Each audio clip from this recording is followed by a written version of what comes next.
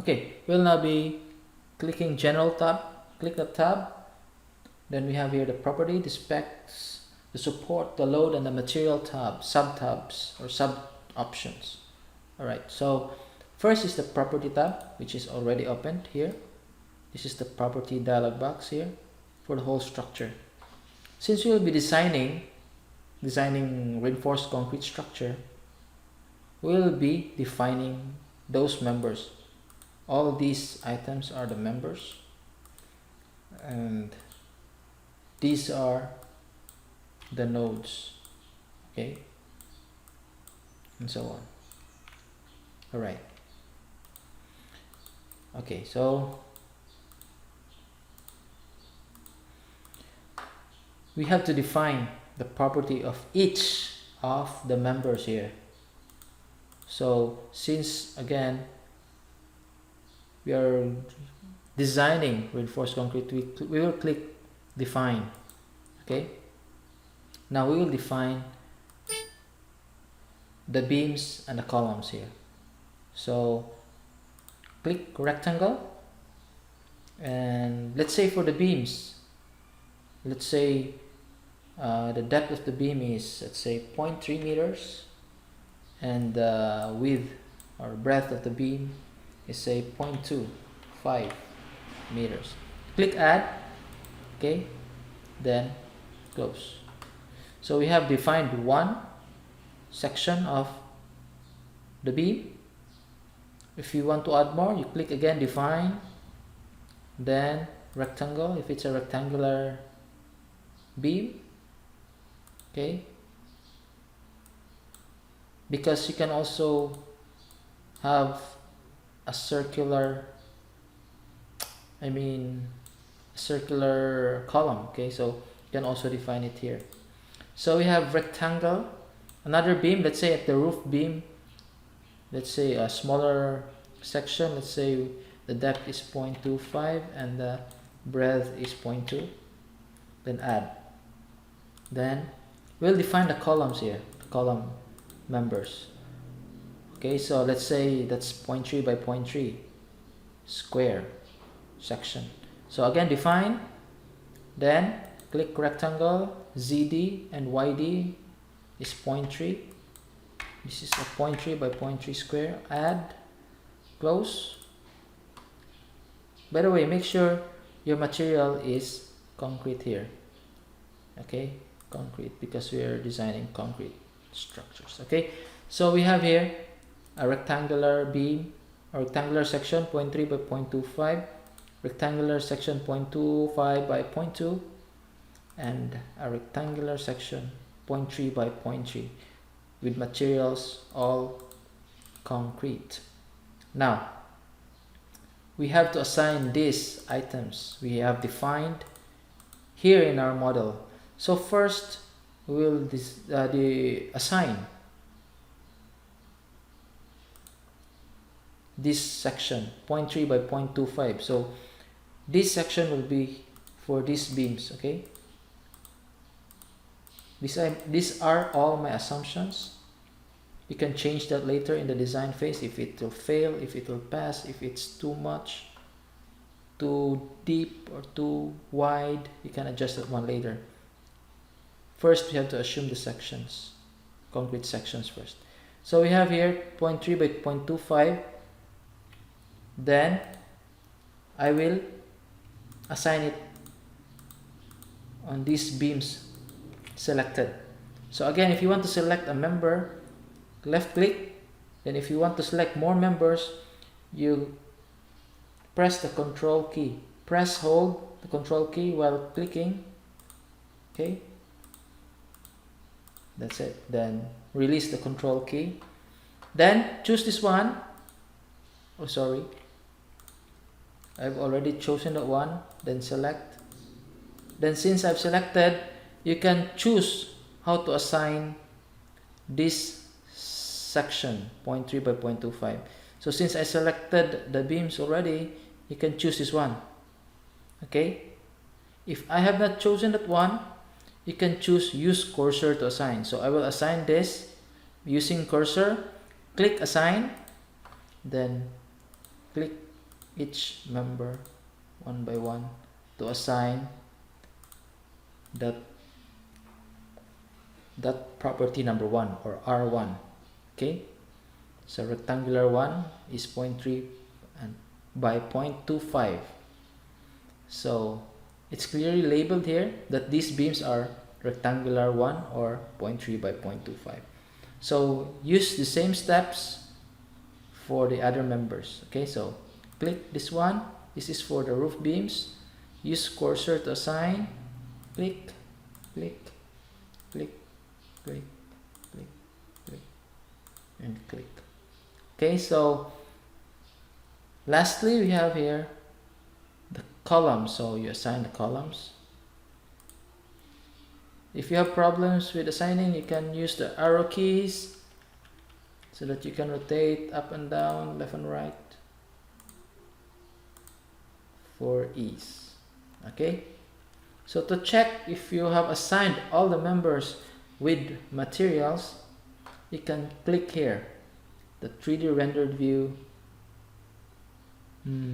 button. Okay, so we have here those assigned with sections are clearly shown, and those lines that are not assigned yet are rendered as lines only. So we have here at the bottom columns, or the columns at the ground floors are not yet assigned, so we'll close this one, then assign. Use cursor to assign. Click the bottom columns to assign. Arrow keys to rotate. Okay, then again check using this one. Okay, so that's your model, 3D model of the frame. Alright, so we close it. This is just for checking. Okay, so that is how to assign properties for reinforced concrete structures. Now we'll skip specs because most of the time these specs are for steel. Okay, so we'll now go to support. So we'll define the support here on these nodes. On these nodes we need to put supports here so that we can design this structure, and also we can also design the footing for this structure. So when you click support, there's a dialog box here, supports whole structure dialog box. Only one option here, no support, so meaning we don't have support yet. So we have to create a support or define a support for this structure. So we have here create. So we have here the create support dialog box. So we have options here. We have fixed, we have pinned, we have fixed butt, we have enforced, and so on. Okay, so we'll be using the fixed support for our structure. You added one, so this will be our fixed support number 2 or S2. Okay, so next is to assign that support to the structure. So again, use cursor to assign. Click S2, use cursor to assign, then click assign button, then get your cursor near to that support and click.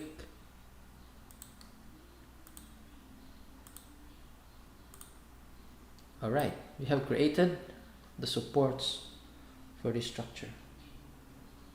So we are done with the support. Now we go to the load part. Okay, so click load. Now we have to create a primary load case. Okay, so first primary load case would be, let's say, live load. Type live load and press OK. Alright, then you assign loads to the members. Now in this tutorial I will not teach you how to compute for the loads carried on these beams, on this structure. Okay, it's on your own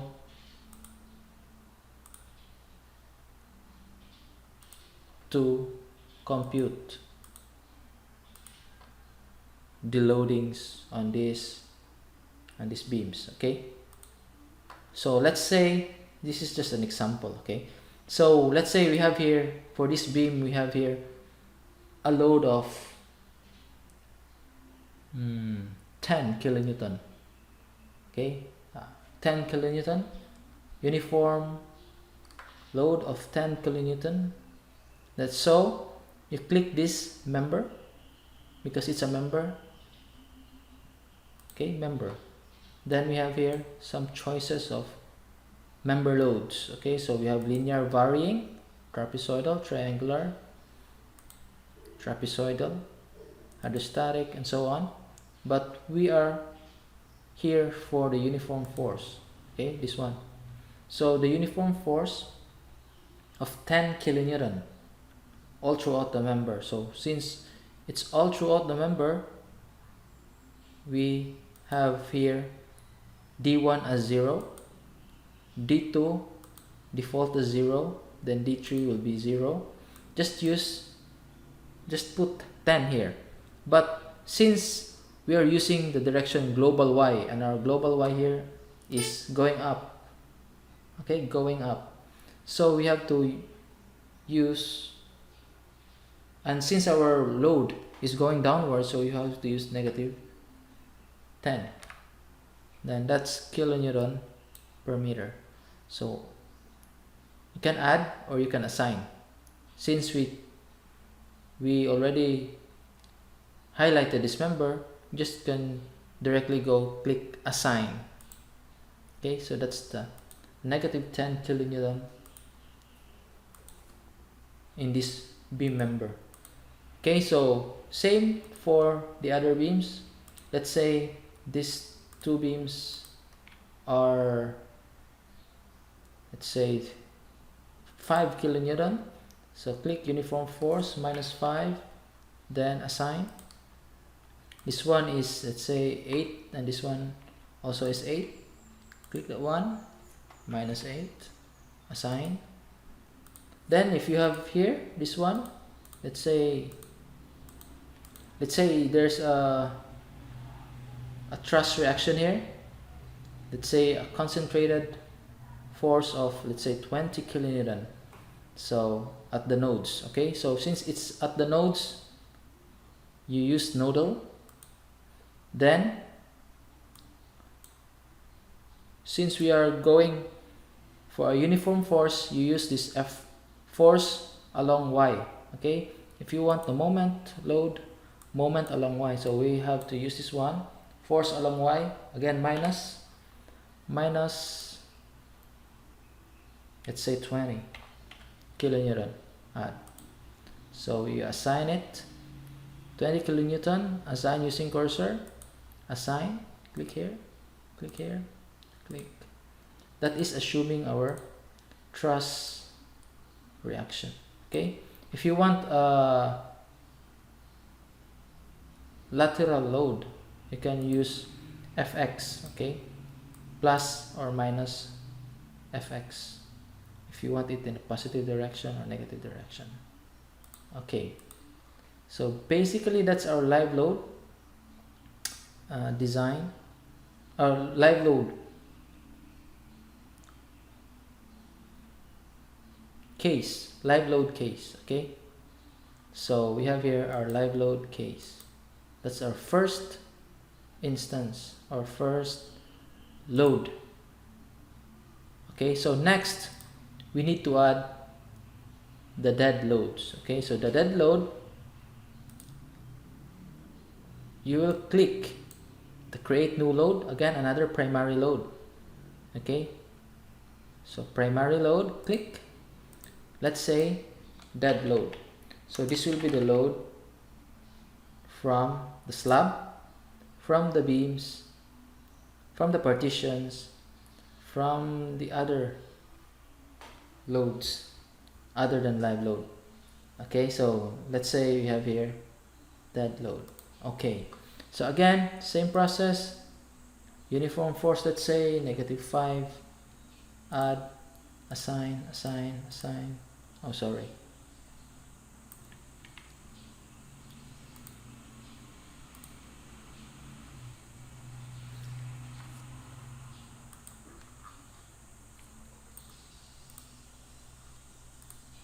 Okay, let's say for the dead load, all members, beam members, all beam members are to have 5 kilonewton. This is just an example. Okay, so -5, then assign. So we have here the dead load. If you choose the dead load here, if you want to choose the live load, that's also the live load. If you want to choose the dead load here, dead load. Okay. So one important item to consider when you compute the dead load is you do not compute the weight of the members here, the weight of the beams and the weight of the columns. You only compute the weight of the slab, the weight of the partition, and so on, but you do not compute the weight of the members here, the columns, the beams, because STAAD will compute it on automatically when you set it to its self weight. We have here self weight. Okay, so you need to add self weight. Sorry, yes, self weight, then factor is -1 going downwards, then it's along the y axis going downwards, it's -1, then assign. Okay, so your dead load now, which is 5, which compose of partition loads other than the beam and the column loads, and this self weight, which is the weight of the beams and the columns computed by STAAD.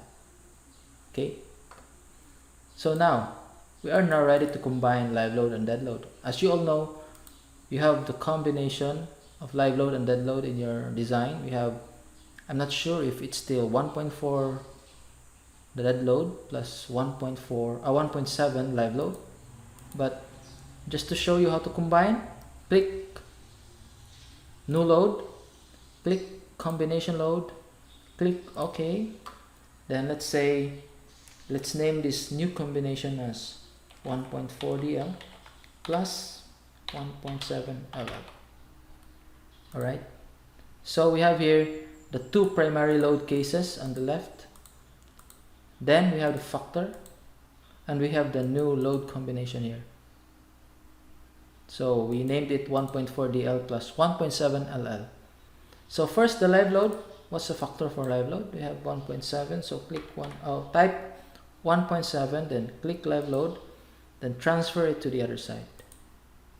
So we have 1.7 for the factor for the live load. Then we have 1.4 for the dead load, then transfer it to the other side. So 1.7 live load plus 1.4 dead load, that is our load combination tree, which is named 1.4 DL plus 1.7 LL. Click OK. Now it will show here. So we have live load, we have dead load, and we have the combination load of 1.4 dead load and 1.7 live load. Okay. Again, 2 primary loads and 1 combination load. You can add more primary loads as you want. You can add more combination loads as you want. That is just to show you how to create those loads. Alright.